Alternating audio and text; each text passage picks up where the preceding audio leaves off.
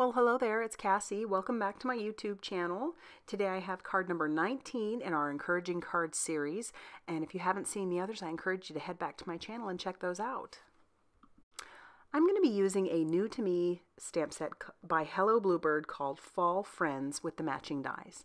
So I have got some Express It cardstock in my Mini Misty, and I'm going to stamp those using some Memento Tuxedo Black ink. I feel like a broken record because that's what I use, and I'm just going to stamp those a few times to make sure that's good and crisp, and then I'll actually even take that pumpkin and I'm going to stamp that out several more times and get ready to Copic color those.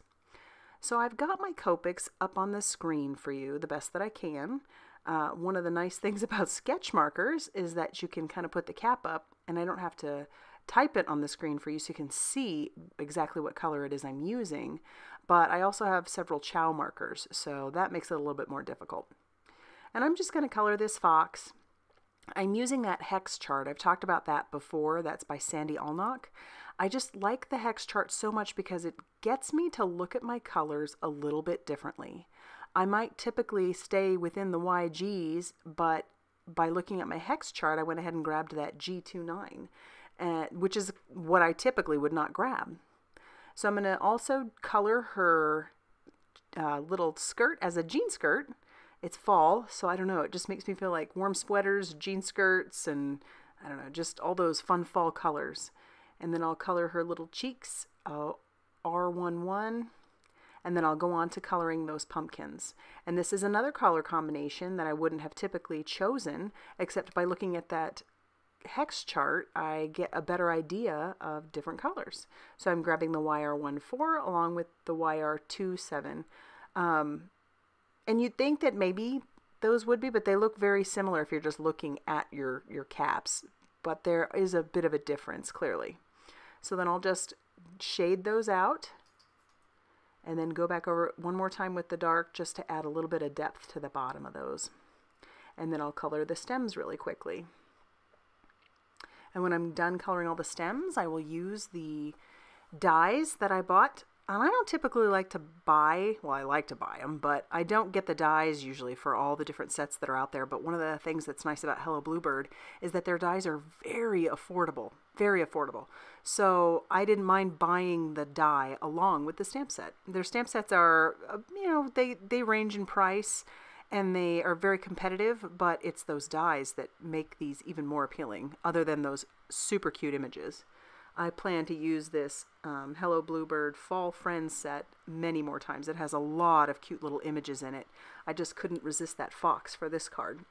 So I've lined up those dies, I've put those down with some micropore tape, and I'm going to run that through several times using my Sizzix Sidekick. And I wanted to use this Distress Specialty stamping paper. I hadn't used it before, and I just wanted to see how it would work. I assumed it would work really well with all the Distress products that are out there, so I grabbed my Distress Oxide ink and tumbled glass, and I'm sponging that all over the front of the cardstock. And it actually reminds me a lot of Bristol smooth paper, at least me. That's what it reminds me of. And when I have the coverage that I want, I'm going to stick that back in my stamp platform, and I'm going to use a Hero Arts Starry Night brushstroke bold print stamp. I used this actually on a card that I made for yesterday. I posted yesterday. I just really love this stamp for fall images. It just gives the impression of, I know it's supposed to be a starry night, but it makes me think of the wind. And I just love it. So I inked that up with some Stormy Sky Distress Oxide ink, and that stamped out really nicely on this paper, and it looked really good on top of the tumbled glass. So I'm going to set that off to the side to dry. I'm going to use the Tailored Expressions Grassy Border die, and I don't want the border cut, so I just want the top of that grass. So as you saw, I lined that up in my Big Shot, and I just have my top plate only covering that top part of the grass, and this will ensure that I don't cut the whole border. So now I'm just stamping out my sentiment using that same Memento Tuxedo Black ink on a scrap of cardstock, white cardstock, and then I'm going to trim that down, actually using my Fiskars wire trimmer. When I have little sentiments that I want to cut, I really like to use the wire trimmer because it shows me where exactly I'm cutting. And now I'm going to get my base ready, which is just some Neenah Desert Storm cardstock. That's a top folding A2 size card. That one closed measures 4 1/4 by 5 1/2 inches.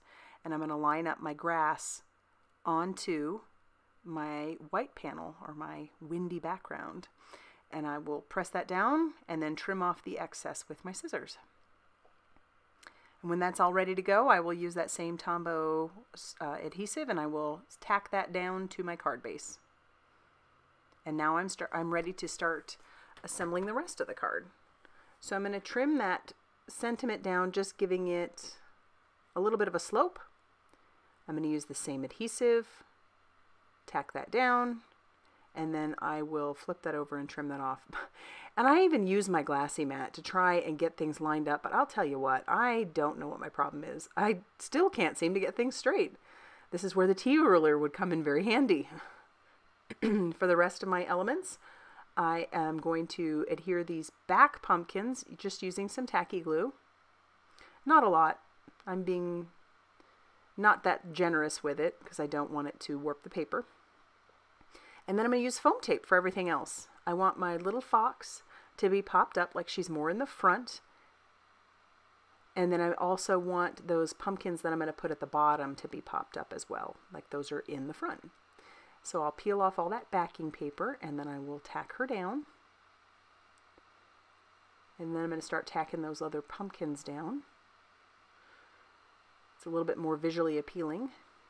And then I will add a little bit of foam tape to the bottom of that pumpkin, and I will use that same tacky glue on the top of that pumpkin so that I can adhere that very well to the other pumpkins.